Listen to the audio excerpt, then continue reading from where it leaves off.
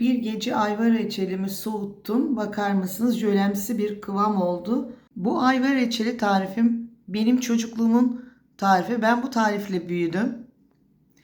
Annem tatlı olmadığı zaman bir tabak koyardı. Yemeklerin üzerinde biz bu ayva reçelini tatlı olarak da yerdik. Eskilerin ayva reçeli tarifini püf noktalarıyla, detaylarıyla sizlere anlattım arkadaşlar. Ben Selvi'nin mutfağına abone olmayı, beğenmeyi, yorum yazmayı. Bundan sonraki tariflerimden haberdar olmak için lütfen zil tuşuna basınız. Merhaba arkadaşlar, Selvi'nin mutfağına hoş geldiniz. Bugün sizlere annemin ayva reçeli tarifini sizlerle paylaşacağım. Bu tarif çok güzel oluyor arkadaşlar. Şöyle 3 kilo ayvam var. Öncelikle ayvalarımı temizleyerek işe başlıyorum. Ayvamı öncelikle ikiye, bakınız. İçindeki çekirdekler bizim için çok değerli. Onları kesinlikle atmayacağız. Şöyle dilimler halinde. Bu annemin tarifi olduğu için şeklini de annemin şeklini vereceğim sizler için. Şu şekilde dilimlere ayırıyoruz. Kabuğunu alıyoruz incecik. Arkadaşlar bu kabukları biriktiriyorum ve kurutuyorum. Çay olarak içiyorum. Öksürüğe ve soğuk algınlığına çok iyi geliyor.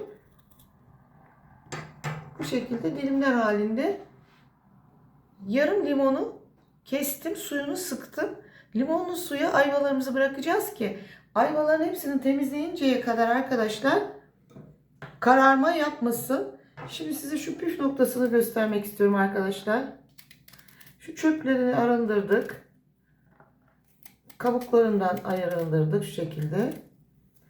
Daha sonra geldik iç dokusuna. Bakınız.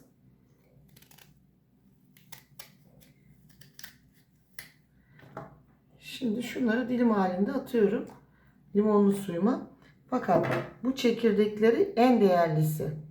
Şimdi çekirdeklerini bir kenarda biriktiriyoruz. Bu şekilde. Bu şekilde hazır. Bu bardakla arkadaşlar tam 10 su bardağı şekerimi ilave ettim. 3 kilo ayva için. Şimdi ben annem usulü yaptığım için önce şerbetini hazırlıyorum. 1 2 3 4 su bardağı su ile şekerimi öncelikle kısık ateşte eritiyorum. Şekeri eriyene kadar karıştırıyoruz şerbetimizi. Kaynadıktan sonra kısık ateşe alıyoruz. Şimdi şerbetimiz kaynadı bu şekilde. Ocağımın altını kıstım. Bir 10 dakika kaynamasını bekliyorum. Biraz yoğunlaşmasını istiyorum. Kaynayan şerbetime 2 adet küçük tarçın çubuğu, 6-7 tane karanfil atıyorum. Şöyle 2 tane yıldız anasonu atıyorum. Bir de ayva çekirdeklerimi boşaltıyorum. Renk vermesi için. Şimdi bu reçelimiz arkadaşlar mis kokulu oluyor. O kadar güzel kokuyor ki. Şöyle 1 dakika ben önce bunları bir kaynatıyorum. Aroması iyice şerbetine geçiyor. Daha sonra ayvalarını ilave edeceğim. Kaynayan şerbetimizin içerisine süzmüş olduğum ayvaları ilave ediyorum. Ayvada da su var arkadaşlar. Şimdi ayva biraz suyunu salacak. Daha sonra kahve ocağında kısık ateşte ben o suyunu çektirteceğim. Fakat arada karıştırıyorum. Daha sonra içinde kalan limonları alalım bu aşamada. Limonu çünkü en son koyacağız. Şu limonu alıyorum. Kokuyu duymanızı isterdim. Ayva kokusu. Bir de karanfil, yıldız anason, tarçın. Süper bir lezzet oluyor bu. Mutlaka arkadaşlar bu tarifimi deneyiniz. Eğer videomu buraya kadar izlediyseniz ve hala abone değilseniz lütfen Selvi'nin mutfağına abone olmayı, beğenmeyi, yorum yazmayı. Bundan sonraki tariflerimden haberdar olmak için lütfen zil tuşuna basınız. Şimdi kapağı kapatıyorum. Biraz yumuşadıktan sonra tekrar karıştırıyorum. Şimdi ayvaların tamamını koydum. Ayva suyunu salacak. Daha sonra tenceremde çökme yapacak. Fakat bunun için bir 10 dakika kapak kapalı pişecek. Daha sonra kapağını alacağım. Şimdi kapağını aldım arkadaşlar. Çünkü ayvalarımız yumuşadı ve bakınız çökmeye başladı. Şimdi ayvayı ne kadar uzun pişirirseniz rengi o kadar kırmızı olur. Şimdi ben bu ayva reçelimi kahve ocağına alıyorum. Kısık ateşte en az 1 saat sonra tekrar kontrol edeceğiz. Ayvamızı reçel yapıyoruz. Kabuklarından da çorba yapıyoruz. Arkadaşlar sıfır atık. Devir ekonomi devri. Hiçbir şey ziyan etmiyoruz. 25 dakika oldu arkadaşlar. Bakın ayvalarım artık yumuşadı ve dibe çökmeye başladı. Ben yarım saat sonra tekrar çekim yapacağım. Kısık ateşte pişmelerini bekliyorum. Tam 50 dakika oldu. Bakınız.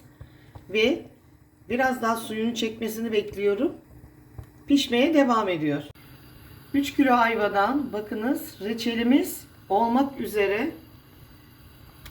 Bu şekilde şahane bir reçelimiz oldu. Arkadaşlar 3 kilo ayvadan reçel yaptım. Bakınız pişmek üzere. Az kaldı.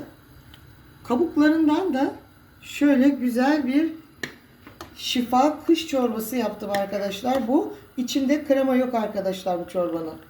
O kadar lezzetli oluyor ki. Bakınız şu kıvama. Buyurun.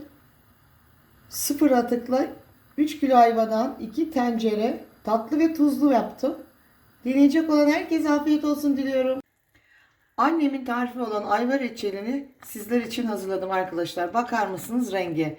Tam 1 saat 45 dakikadır kısık ateşte ocağının yarısında pişti. Şimdi içerisindeki köpükleri bu şekilde alıyorum. Ve çekirdekleri de temizliyorum. Videomu eğer buraya kadar izlediyseniz ve hala abone değilseniz lütfen Servi'nin mutfağına abone olmayı, beğenmeyi, yorum yazmayı. Bundan sonraki tariflerimden haberdar olmak için lütfen zil tuşuna basınız. Şu şekilde. Hatta arkadaşlar size ben biraz şimdiden suyunu koyayım. Bakınız. Kıvam bu. Daha tam pişmedi. 15 dakikası var. Bir de 2 saat en az soğuyacak. Bakınız. Ne kadar yavaş akıyor. O kadar güzel oluyor ki bu tarif arkadaşlar. Şimdi arkadaşlar 1 yemek kaşığı limon suyu veriyorum. Limon tuzu kesinlikle kullanmayın. Sağlığa çok zararlı. Ayvanın kendi mayhoş ve ekşiliği de olduğu için 1 yemek kaşığı şu şekilde ben üzerine sıkı veriyorum. 1 yemek kaşığı limon yeterli oluyor. Şimdi limonla da bir 15 dakika kaynasın. Reçelim hazır. İçindeki çekirdek ve tarçın çubuklarını temizledim.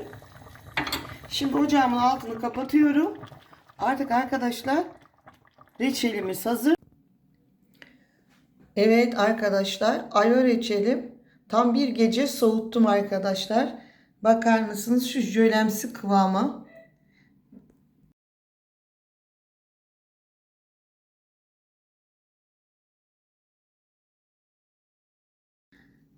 Bir gece ayva reçelimi soğuttum. Bakar mısınız jölemsi bir kıvam oldu.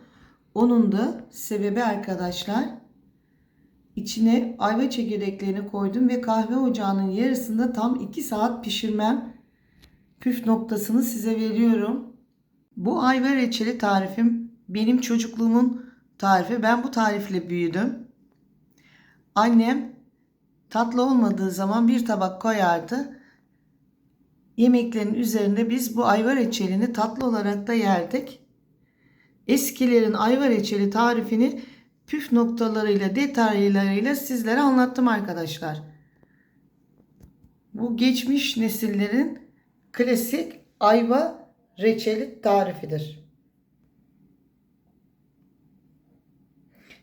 Deneyecek olan herkese afiyet olsun diliyorum. Lütfen Servi'nin mutfağına abone olmayı, beğenmeyi, yorum yazmayı. Bundan sonraki tariflerimden haberdar olmak için lütfen zil tuşuna basınız. Hoşça kalın, sağlıkla kalın, mutlu kalın. Lütfen Servi'nin bu klasik anneannelerimizin yaptığı ayva reçeli tarifini deneyiniz.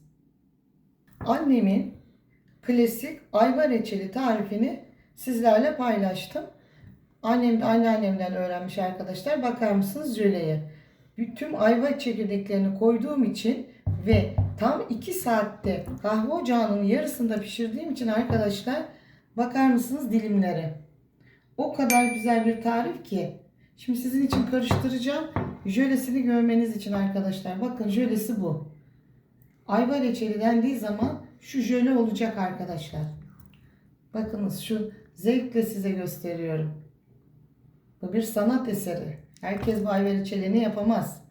Ama benim tarifimi eğer izlerseniz, tüm püf noktalarını dikkate alırsanız, bakın bir kısmını temizledim ama çekirdeklerin bir kısmı daha var. Şimdi tülbente koyabilirsiniz. Çekirdeklerin içinde görünmemesi için, dağılmaması için. Fakat bu üzerindeki çekirdeğin jölemsi yapısını o zaman içerine vermiyor.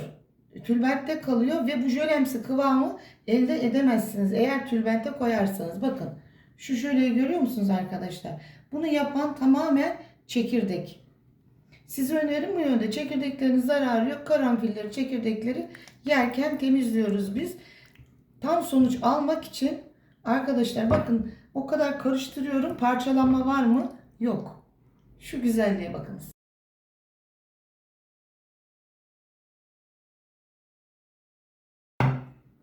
Şimdi tencereden sizin daha iyi görmeniz için de arkadaşlar, ben cam kabıma bu şekilde boşaltıyorum.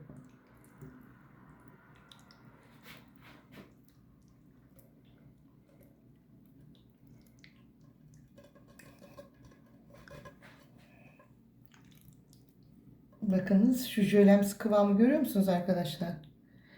Bu ayva reçelinde aradığımız tam özellik şudur arkadaşlar. Bakınız.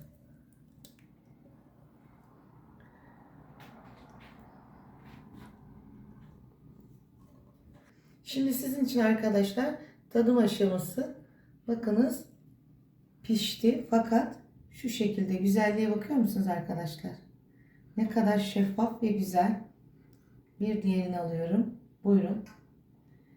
Deneyecek olan herkese afiyet olsun. Ben şöyle bir tam buğday ekmeğimin üzerine peynir sürdüm. Bir de üzerine şöyle reçelimi bırakıyorum. Buyurun, şu güzelliğe bir bakınız arkadaşlar. Şimdi sizin için yiyorum. Arkadaşlar, bu olağanüstü bir lezzet olmuş. Hepinize öneriyorum arkadaşlar. Afiyet olsun.